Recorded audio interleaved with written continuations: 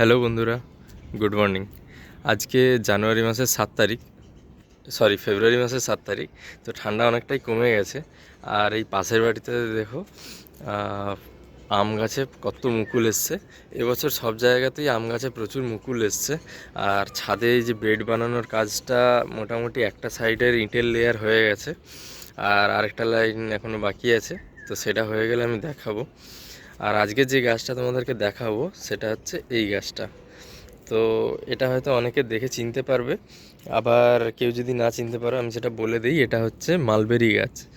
আর mulberry গাছটা আমাকে একজন আমার রিলেটিভ দিয়েছিল, একটা ডাল কেটে দিয়েছিল, মানে সরু ডাল। এই যে এখনও ডালটা একটু মোটা হয়েছে, কিন্তু এর থেকেও সরু ছিল, মানে 1 আঙ্গুলের থেকেও সরু। তো এই ডালটা দিয়েছিল, এটা ডালেই গাছ হয়। তো 3-4 মাস আগে আমি গাছটা লাগিয়েছিলাম, আর তখন একটাই ডাল ছিল। এখন অনেক ব্রাঞ্চেস হয়ে গাছটা একটু বড় হয়েছে। কিন্তু যেটা অবাক করা বিষয় হলো সেটা হচ্ছে এই গাছগুলোতে কিন্তু মালবেরি ছোট ছোট কুড়ি এসছে। তো আমি ভাবতে পারিনি যে এবছরই চলে আসবে। আমি ভেবেছিলাম যে গাছটা একটু বড় হলে তারপরে আসবে, যেহেতু এটা নার্সারির গাছ নয়, এটা এমনি ডাল থেকেই লাগানো। তো দেখো প্রত্যেকটা পাতাতেই এইরকম করে কুড়ি এসছে, যত জায়গাতে পাতা আছে। এই যে দেখো সব জায়গাতেই এই কুড়িগুলো বেরোচ্ছে। এই যে এই যে এখানে এখানে মানে যত জায়গাতে পাতা আছে সব পাতার গোড়া থেকে কুড়িগুলো বেরোচ্ছে। এখানে এখানে এই যে দেখো। আর মালবেরি যখন হয়ে যায় ফলটা, তখন ফলটা দেখতে খুব সুন্দর লাগে। পুরো গাছে আঙুরের মতো ছোট ছোট ঝুলে থাকে লুথি হয়ে। যখন মালবেরি হবে তখন তো আমি নিশ্চয়ই দেখাবো যে কেমন মালবেরি হয়েছে বা হলো কি না, ঝরে গেল সব।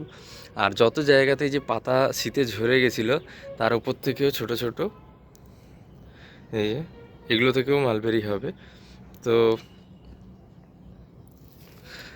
এখানে প্রত্যেকটা জায়গাতে প্রচুর মালবেরির কুড়ি এসছে। আর যেহেতু আমাদের ছাদে কাজ হচ্ছিল, আমি খুব একটা ভালো যত্ন করতে পারিনি। এই পাতাগুলো তো সিমেন্ট মতো হয়ে গেছে। আমি এমনি একটু জল দিয়ে দেবো, তাতে যেটুকু ধুয়ে যাবে।